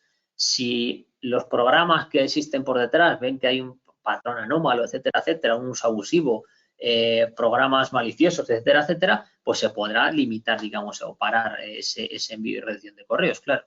Y la parte de formación y concienciación. En cuanto a las normas de uso del correo electrónico, dirección de correo individual, ya lo hemos visto antes, responsable del correo electrónico y actividades realizadas por el mismo, cada usuario es responsable, ¿de acuerdo? Utilización de correo electrónico autorizado por la Administración de Castilla y León, el envío de gran tamaño, el uso abusivo del correo, lo que hayamos visto, pues se vuelve a nombrar en esta norma 1230 de uso de correo electrónico, ¿vale? El uso de información sensible o confidencial, el reenvío automático, etcétera, etcétera, ¿vale? Una muy importante que vemos ahí, las direcciones de correo de Administración de Comunidad de Castilla y León son de ámbito laboral y no de uso profesional y de uso profesional únicamente, ¿vale? No debemos utilizarla para ningún fin personal, ¿vale? Correos colaborativos tendrán una protección adecuada y los miembros estarán identificados. Puede que en algún caso haya correos colaborativos generales, obviamente. Entonces tenemos que ver quién va a acceder a esos correos y tienen que estar identificados. Usuario y contraseña lo suficientemente seguros, ¿de acuerdo? Seguro y robusto esas contraseñas. Recepción y envío de información sensible y confidencial con protecciones adecuadas. Habrá muchos casos, luego os voy a hablar de dos herramientas, pero habrá muchos casos, pues porque la información sea sensible, sea confidencial, tenga datos, imaginaos, de categoría especial de acuerdo al Reglamento General de Protección de Datos, a lo mejor habrá información que tengamos que enviar de una forma cifrada, ¿vale? Evitar el almacenamiento excesivo de correos, el cumplimiento de los periodos de retención, también es otra de las normas que tenemos ahí relacionadas. ¿Qué debemos de tener en cuenta? Cuando envío un correo, verificar los destinatarios, ¿vale? Quien más, quien menos, hemos enviado un correo que no era para los destinatarios adecuados, porque las prisas muchas veces no son buenas, porque a lo mejor empezamos a marcar el correo que no lo sabemos de memoria, pero tenemos otro muy similar, etcétera, etcétera. Siempre procurar como buena práctica el revisar antes de enviar un correo electrónico los destinatarios. ¿Es a estos a los que los tengo que enviar? Perfecto, lo revisamos antes de enviarlo, ¿vale? Que no nos puedan las prisas en este sentido, ¿vale? Y las copias de carbono oculta, que yo siempre lo llamo el CCO, ¿no? El mantener ocultas aquellas direcciones que no están implicadas directamente, ¿vale? Cuando haya varios destinatarios, esa parte de, digamos, de ocultar esos destinatarios, ¿de acuerdo? Esto porque, por una parte, pues por privacidad de sus propios usuarios y porque además la Ley de Servicios de la Información y Comercio Electrónico pues nos marca también que debemos de tenerlo en cuenta, ¿no? Cuando recibimos un mail, asegurarnos que es la entidad remitente antes de abrir el mensaje. Verificamos, como hemos visto antes, ¿de quién me llega este mail? ¿Es el correo? ¿Es el correo de la persona que yo estaba esperando? Sí, no lo es. Eliminar si responden los correos spam, suplantación de identidad, sospechosos o ignorar enlaces por el habitual o adjuntos sospechosos, los eliminaremos, ¿de acuerdo? Y luego, fijaros también en más cosas, ¿no? En muchos casos a lo mejor parece que es la misma dirección, pero le están haciendo una suplantación de identidad a esa persona que nos está pidiendo, es habitual este tipo de comunicación con él, etcétera, etcétera, ¿vale? Muy alerta tanto en el envío como en la recepción de correos electrónicos, ¿vale? Y la configuración, obviamente, pues siempre primando esa seguridad y protección, ¿vale? En la apertura. Prohibiciones. Suscripción y comunicación con el correo corporativo a servicios no relacionados con la actividad profesional. Ahora vamos a ver otra herramienta que os recomiendo también que conozcáis, ¿de acuerdo? Prohibido redirigir cuentas corporativas de correo a correos externos de la Administración de la Comunidad de Castilla y León, salvo por autorización expresa, ¿vale? La interceptación, leer, borrar copias o modificar contenido de mensajes que no van dirigidos a nosotros, ¿vale? La parte de suplantación de identidad, obviamente, por nuestra parte, pues obviamente está prohibido, claro.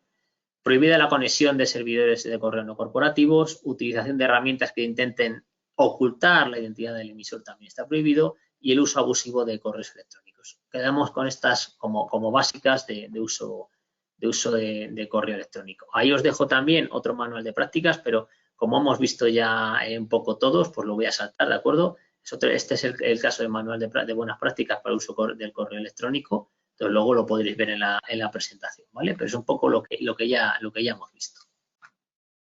Y esta herramienta que veis aquí, ¿vale? Have I been pounded, que a lo mejor algunos ya la conocéis, es una herramienta que yo recomiendo que de vez en cuando echéis también un vistazo. A nivel de Administración de la Comunidad de Castilla y León, creo que la utilizan también y si algún correo electrónico digamos que está hackeado o aparece en una lista de correos hackeados, pues nos lo marca, ¿vale? ¿Qué es lo que hace esta herramienta? Pues porque la veáis un poco el aspecto, ¿vale?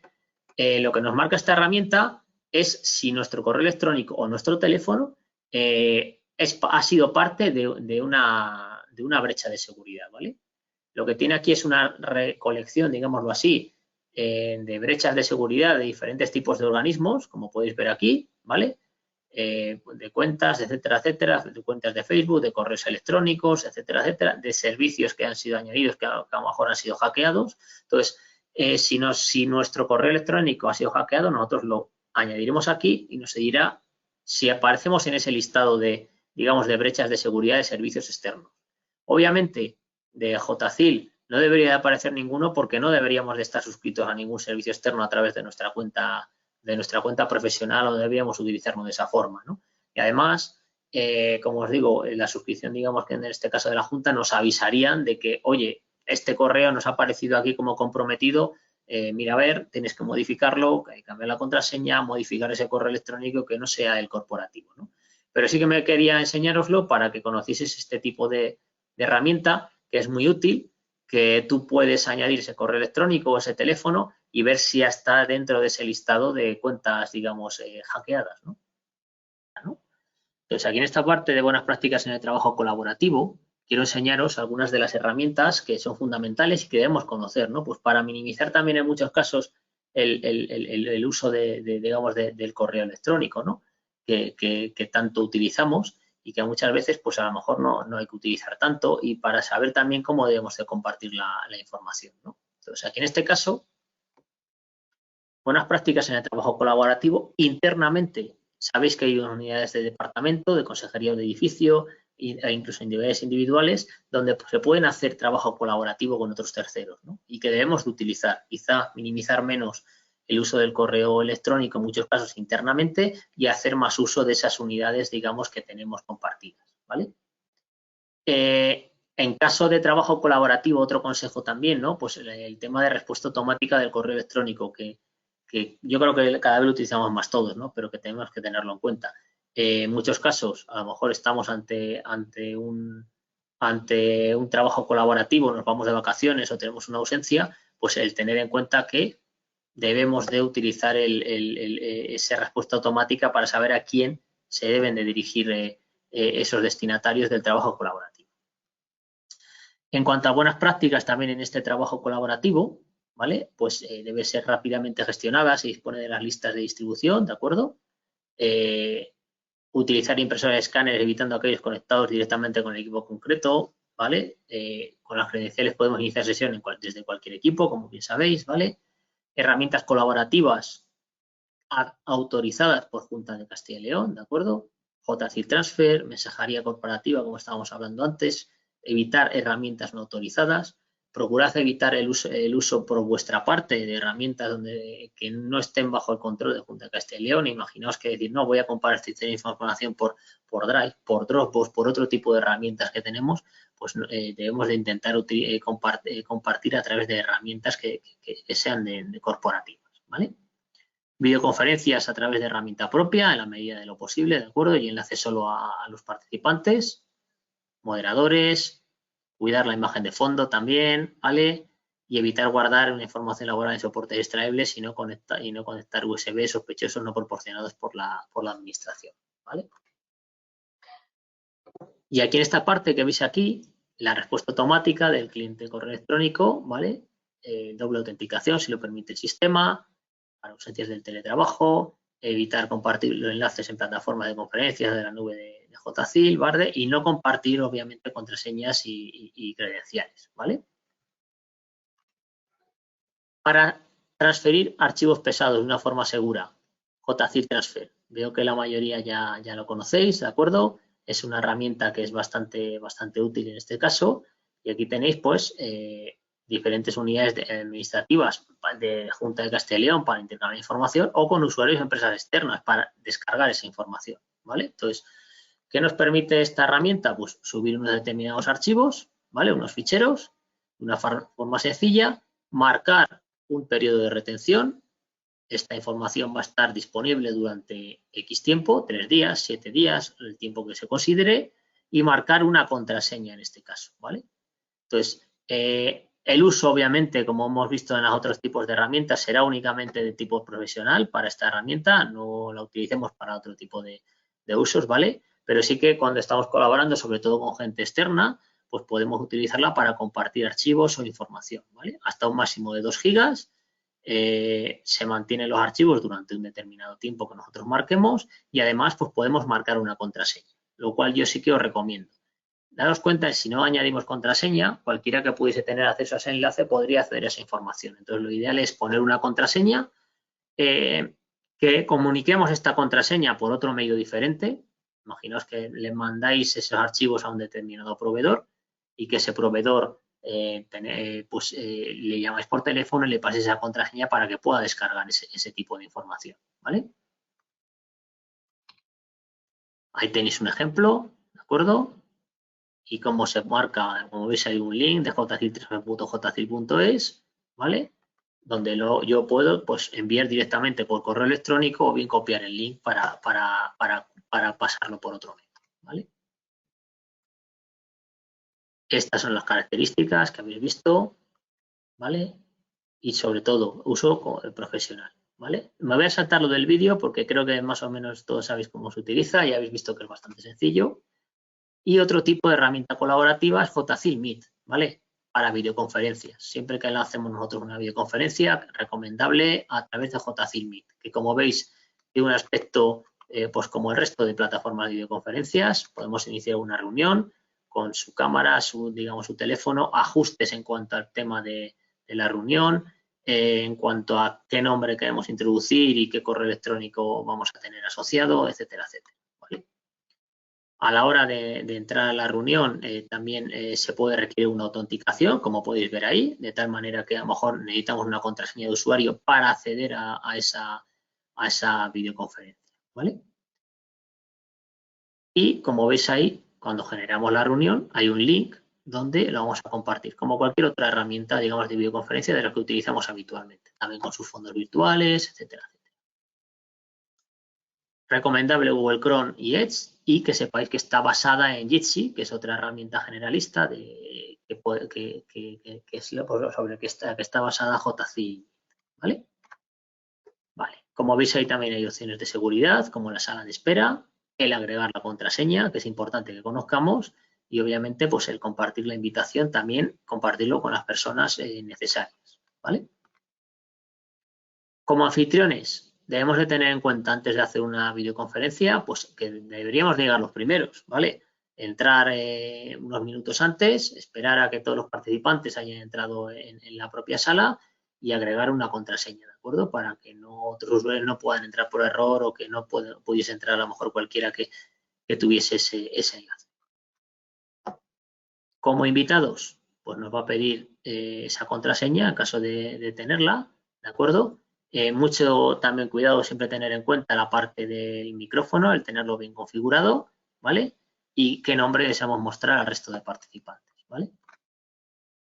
Esto es un aspecto de un poco de la plataforma. Sí que tened en cuenta esa parte de orden, como nos ha explicado antes Carlos con la herramienta que nosotros estamos utilizando en este caso, ¿no? Toda la parte de levantar la mano para solicitar el turno, respetuoso con los turnos, intentar utilizar cascos que en muchos casos vamos a escuchar y mejor, ¿de acuerdo? Solo utilizar el micrófono pues, cuando vayamos a hablar, si no, pues tenerlo desconectado. Y si detectan problemas de conexión, pues como bien sabéis, en muchos casos es mejor bajar la calidad de imagen o incluso desconectar a veces la cámara si no es del todo necesaria para poder seguir la videoconferencia, ¿vale? Y también importante, cuidado con el entorno. Otra de las opciones de seguridad que yo siempre recomiendo también es, si os dais cuenta, yo detrás tengo una pizarra.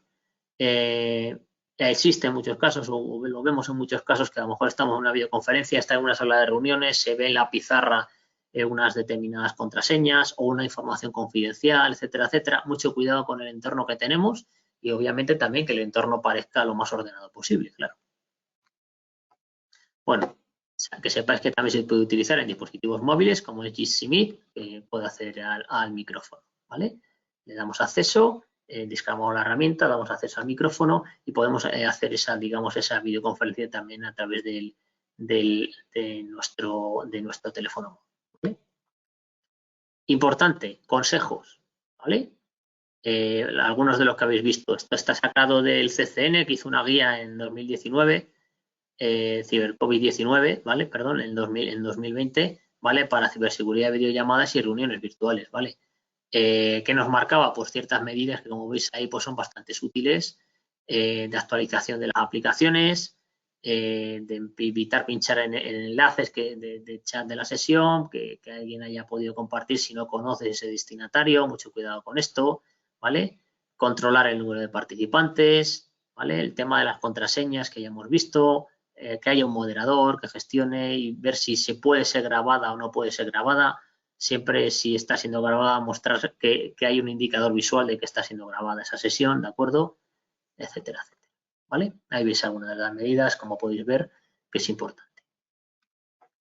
Más herramientas colaborativas que podéis tener, pues en este caso Urbión, listín telefónico y acceso a datos, en este caso de la plataforma Urbión que vosotros también tenéis, el portafirmas de la Administración de la Comunidad de Castilla y León, ¿vale? Y Hermes de comunicaciones y notas interiores entre servicios. En este caso, estas herramientas no las conozco tanto, pero sí que, bueno, desde el Servicio de Seguridad e Información me han recomendado que os las mencionase y que también podrían ser plataformas colaborativas que debemos de conocer y que debemos de tener en cuenta, ¿vale?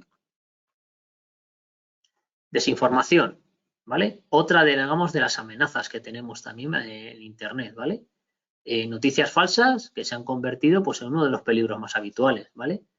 Que buscan desinformar, engañarnos, manipularnos, desprestigiar, etcétera, etcétera, pues bien sea a gobiernos, como hemos visto en algunos casos, bien sea a empresas, bien sea a personas, etcétera, etcétera, pues a través de esas fake news, pues al final esa cantidad de gente que comparte esa información, como bien ahí veis, una mentira repetida 100 veces se convierte en realidad. Entonces, cuando todo el mundo empieza a compartir esa información, pues nos encontramos con esta parte de que parece que esa noticia puede llegar a ser real, ¿vale?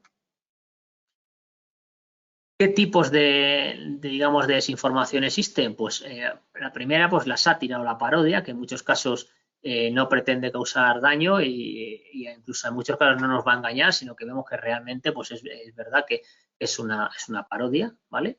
El contenido engañoso, usar contenido engañoso para informar, de información, para discriminar a alguien o algo, ¿de acuerdo? Algo que no es real. Suplantar fuentes genuinas, un contenido impostor, digámoslo así. Es decir, nos hacemos pasar por una fuente, digamos, autorizada o que tiene relevancia y que consideramos que la gente va a creerse que nosotros somos esa fuente. Contenido fabricado, nuevo, que es predominantemente falso y diseñado para engañar o para perjudicar, ¿vale? Conexión falsa, un titular determinado, una imagen, una leyenda, pero no confirman el contenido, ¿de acuerdo? Luego esa parte es diferente. Contexto falso, el contenido se difunde con información de contexto falsa, ¿de acuerdo? O incluso en algunos casos a lo mejor el contexto es diferente o incluso esa información decimos que es de ahora pero es de hace X años, etcétera, etcétera, ¿vale? Y contenido manipulado, cuando la información e imágenes genuinas pues se manipulan para engañar, ¿vale? Esto cada vez es más habitual y lo vais a encontrar cada vez más habitualmente, ¿vale? Ya lo habéis visto con aplicaciones incluso que utilizamos habitualmente, que nos cambian la cara, que nos cambia tal, pues eso, imaginaos, utilizado de una forma más avanzada e intentando hacer daño, cómo nos pueden, digamos, manipular con contenido, digamos, manipulado, ¿no?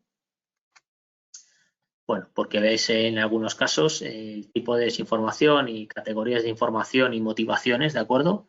En algunos, pues bueno, puede ser incluso pues la parodia, la provocación, partidismo, provecho económico, pues qué se busca, ¿no? Con esta desinformación, ¿no? La propaganda, el poder, ¿vale? Entonces, en este caso hay diferentes tipos, digamos, de motivaciones y de diferentes tipos de desinformación. Y aquí os traigo unos ejemplos, ¿no? Pues nubes ondulantes que muestran el ojo del huracán de Florida. Estas están sacadas de ayer mismo, ¿vale? Entonces, en este caso, pues un vídeo donde nos muestra, entonces en este caso era engañoso, como veis ahí, ¿no? Están sacadas estas de dos fuentes, digamos, o dos webs que hacen un poco análisis de estas bulos o de esta desinformación, que como en este caso una es neutral, y luego vamos a conocer un poco algunas de las que podéis fijaros, ¿no? Otra que veis aquí, por ejemplo, en cuanto a un bulo más sencillo, ¿no? De que cada X años solo hay, cada 823 años solo hay 5 viernes, 5 sábados, 5 domingos, ¿no? Pues otro tipo de bulo, ¿vale? Otro fake que vemos ahí de la ONU que alerta, ¿no? Pues ahí se hacen pasar, como podéis ver, por una fuente autorizada y nos alertan de esto. Entonces, ¿realmente ha dicho eso la ONU? ¿No lo ha dicho? ¿Vale? Entonces, debemos de tenerlo también en cuenta. ¿Qué debemos de tener en cuenta ante la desinformación en Internet? Bueno, en primer lugar, buscar el origen de la noticia, ¿vale? ¿Qué fuentes tenemos? Y ver cuál es el origen de la noticia. Y desconfiar de titulares llamativos o contenidos polémicos, ¿vale? Hay que comprobar siempre el contenido completo. Y a poder ser, ver varias fuentes y a ver si eso es real, ¿vale? Los formatos, medias verdades, errores lingüísticos, pantallazos, etcétera, etcétera, ¿vale? El contenido patrocinado con influencers, pues contrastar información con expertos contrastados, comprobar las fechas, como os decía antes, y el contexto, a ver si no está dentro de algún tipo de campaña, ¿vale? No contribuir sobre todo a difundir información no contrastada ni trazable. El retweet, como digo yo rápido, a veces no es recomendable, entonces debemos de tener en cuenta que al compartir esta información debemos de saber si realmente es real, ¿vale? Comprobar siempre el contenido completo, no quedarnos en el titular, ¿vale? Y detectar si alguna información de la organización se ha comunicado de una forma incorrecta, debemos notificar al responsable para subsanar esta comunicación, ¿vale? Algunos lugares donde podemos encontrar, digamos, o comparar esta información, bueno, ahí tenéis varias webs, ¿vale? Maldita.es, Neutral, Salud sin bulos o Fact Check Explorer de Google. Ahí, en este caso, se puede introducir, nos marcan o os voy a enseñar, por ejemplo, un ejemplo, ¿vale? Porque veáis en este caso, pues bueno, de la web Maldito Bulo, pues como veis, nos marca desinformación, pues noticias, bulos, timos, etcétera, etcétera, que se pueden contrastar, ¿no? Entonces, bueno, se pueden echar un vistazo, consultar estas páginas web, pero en todo caso, siempre estudiar la fuente, ver más allá, ver quién es el autor, comprobar las fechas, etcétera, etcétera, ¿vale? Es muy importante todo esto para no caer en la desinformación y en este tipo de bulos, ¿vale? Ahí os dejo el enlace, como os van a subir la presentación, a 4 webs en las que se puede comprobar este tipo de desinformación, cada una diferente. Pues bueno, pues si queréis echarlas un vistazo, que siempre encontraréis información también útil y que a veces yo me he encontrado pues con información que realmente no sabía ni que se estaba compartiendo, pero que hay bulos que están por internet, ¿no? Vamos ya por la fase final, ¿vale? Buenas prácticas en el uso de redes sociales, que ya yo creo que la mayoría de la gente utiliza redes sociales, se han convertido en fundamentales tanto en el ocio como profesionalmente en muchos casos, pero que hay que tener aspectos a tener en cuenta. Entonces vamos a ver algunos de forma rápida. El primero, como hemos visto antes, revisar la privacidad, ¿no? ¿Cómo funciona?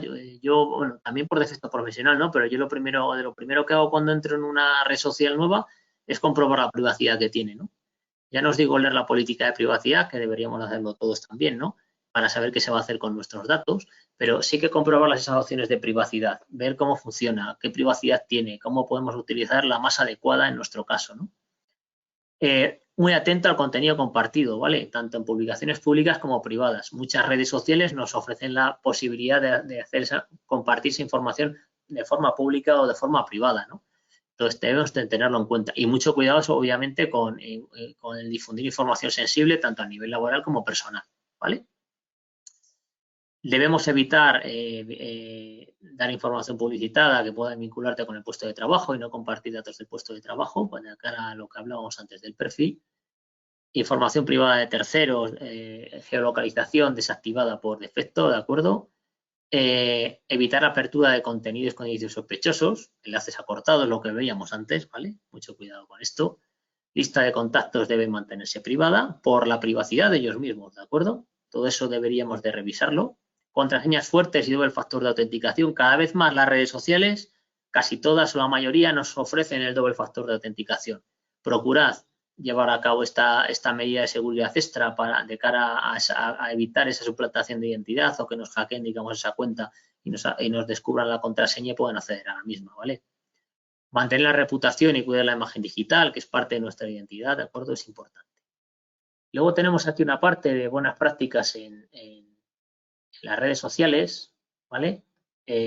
Os voy a enseñar, digamos, este vídeo ya de forma rápida, ¿vale? Que es cortito, dura un minutillo y aparte pues es de la clave.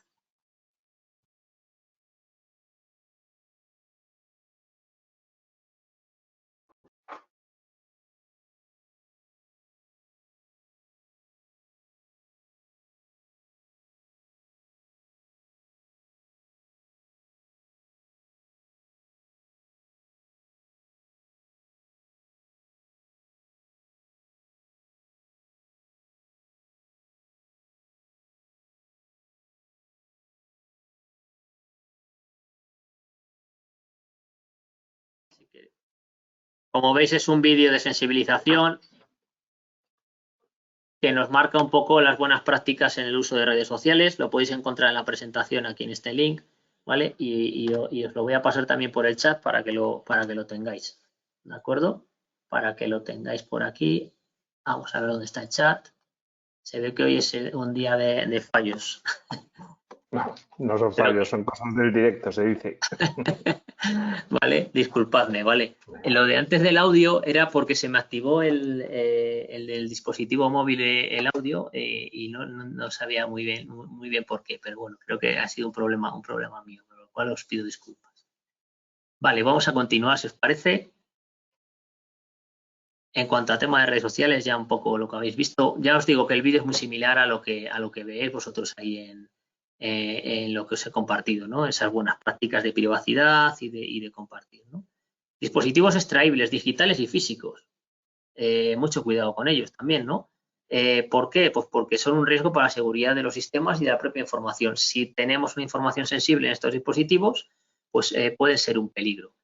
De dos maneras, ¿vale? Un peligro si conectamos dispositivos sospechosos a nuestros equipos, ya sea de alguien que nos lo ha dado y a lo mejor no sabe ni que dentro pues hay un malware determinado, ¿no? Y es desconocedor de ello, ¿no? Es un riesgo. Ya sea pues porque nos hemos encontrado ese dispositivo extraíble, etcétera, etcétera, ¿no? Entonces, por una parte, tenemos ese riesgo, ¿no? De conectar el dispositivo y que al menos debemos de pasarlo por el antivirus para ver si tenemos algún problema. Y luego, mucho cuidado con, hay ciertas técnicas, ahí que veis que os señalo, el baiting, que es la posibilidad de encontrar USBs en lugares públicos. Existen incluso ciberdelincuentes o que dejan USBs en lugares públicos, pues porque como la curiosidad mató al gato, que se suele decir, se conectan a veces o alguien encuentra ese USB o siempre alguien va a encontrar ese USB y va, por esa curiosidad va a conectarlo a un equipo, ¿no? Mucho cuidado con este tipo de cosas. De hecho, en muchas empresas, muchas organizaciones, ya se hacen jornadas o se hacen sensibilizaciones un poco, digamos, más reales.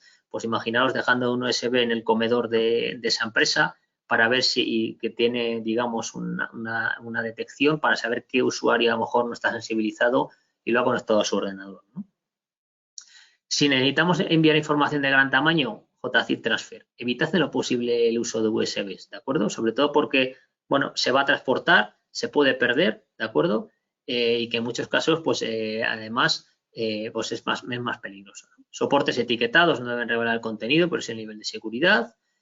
Si puede ser posible cifrarlos, ¿de acuerdo? Cifrar ese contenido en los casos que sea necesario.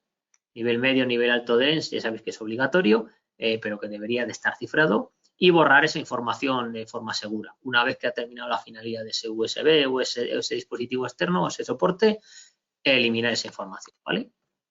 Como os decía, recomendable JZIP Transfer en este caso.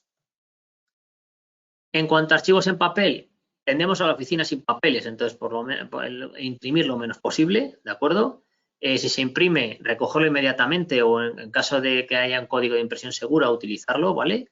El tema de custodia de documentos es importante, igual de importante que a nivel informático. Mesa despejada y pantalla limpia, ¿de acuerdo? Son medidas que son claves. El no tener toda la mesa llena de papeles. Destrucción de papel sensible o con información personal en destructoras disponibles. Y si hay contenedores, pues comprobar que no se va a poder extraer ese documento. Y borrar las pizarras, lo que os decía antes, borrar las pizarras al final las sesiones de trabajo y recoger los documentos utilizados, ¿no? Cuanto a prevención de fugas, aquí ya voy rápido, ¿vale? Grandes riesgos que tenemos en las organizaciones son la pérdida de datos que debemos procurar a través de medidas de prevención adecuadas, ¿de acuerdo?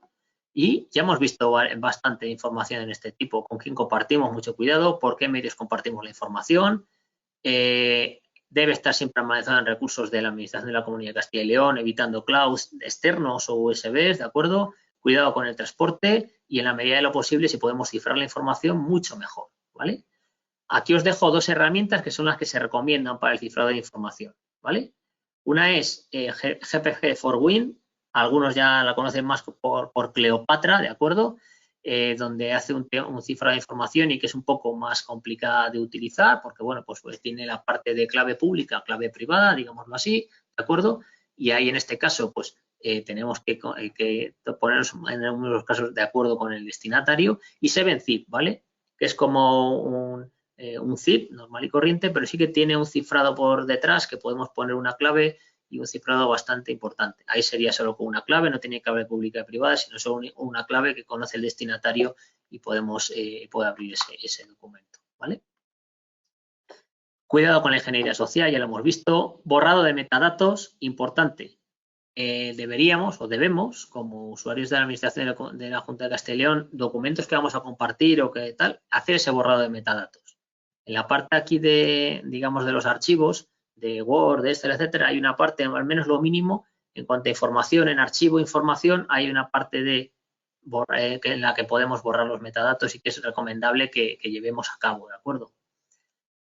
Tema de directivas de clasificación y el acceso de política de mínimo privilegio y no utilizar credenciales corporativas en otros servicios no laborales, ¿vale? Contraseñas diferentes, el uso de VPN, doble factor de autenticación cuando sea posible, ¿vale?